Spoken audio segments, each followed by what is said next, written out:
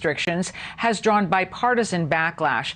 And with yet another migrant surge expected once Title 42 is gone, a new Fox News poll finds 50% say border security is worse than 2 years ago. So let's bring in Florida Congressman Gimenez, who sits on the House Homeland Security Committee. Congressman, thank you so much for being here.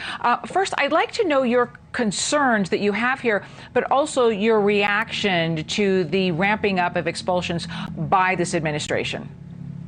Yeah, well, what I read, it was they wanted to expel 100 more Cubans a day and I think 20 more Nicaraguans. It's 120 people. There are thousands of people that are crossing the border every single day.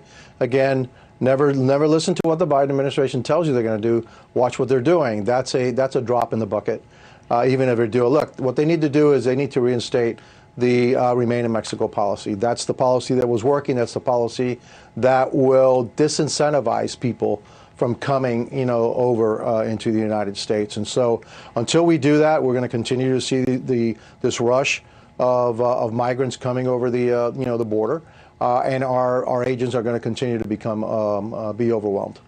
And Congressman, this week there was an interesting exchange between GOP Senator Josh Hawley and the acting Assistant Secretary for Border and Immigration Policy. Take a listen.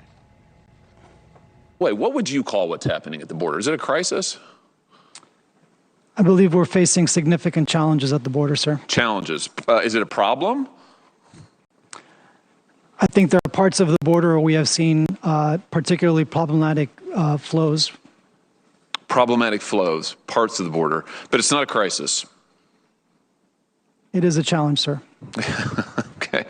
Let the record reflect that the witness does not think that this is a crisis. I'd hate to see what a crisis would be. Words like a challenge and it's a problem. We're looking at record numbers of encounters and gotaways right now. I'm struggling to see what the benefit is for this administration to avoid such words such as crisis. Well, because the benefit is that it's a crisis of their own making. And so if they admit that it's a crisis, then people look back, well, how did we get here? And it's pretty simple how we got here, by reversing all the Trump administration era policies. That's exactly how we got here. And so if you have a crisis now, it lays directly at the feet of President Biden and his administration. So they can't admit it, even though everybody knows it to be a crisis. Everybody knows that what we're having is a flood of immigrants coming through the border because of the policies initiated by President Biden. So the U.S. is also, as we mentioned earlier, seeing a recent surge of migrants coming from Cuba. And I want you to take a listen to what the DHS Secretary had to say on this topic.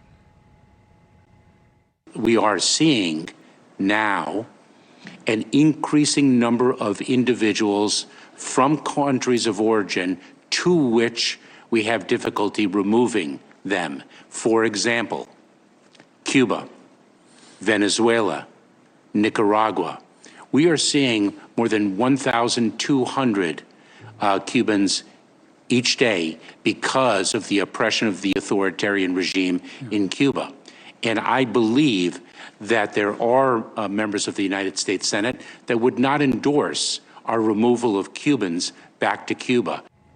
So, Congressman, on this note, this is a little more complicated when we're talking about people from Cuba trying to get here. It also involves the Nicaraguan government, which in the fall lifted its visa restrictions on Cubans, therefore really allowing a passageway for Cubans to get to Nicaragua and then make their way up to the border north. The U.S. position is that the Nicaraguan president is doing this on purpose because he's trying to pressure the U.S. to lift its own sanctions on Nicaragua. What is the United States to do here?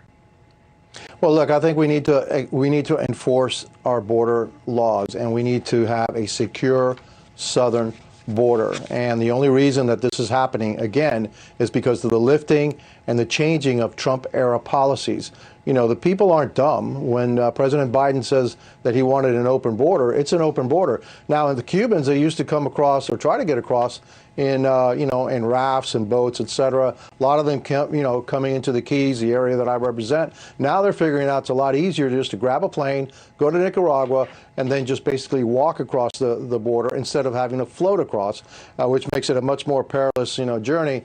on the Straits of Florida than it is going through Nicaragua. And so all of this was caused, again, by the Biden administration policies, his incompetence. But really, they wanted this. They, for some reason, have wanted the far left extreme, view of the Democrat Party, and now apparently the president, is that he wants an open border. We need to secure our border. We need secure borders. Every country, merits and deserves a secure border. And the United States, merits a secure southern border. We can't talk about any immigration reform or have a debate about immigration unless and until we secure the southern border. This president refuses to do it.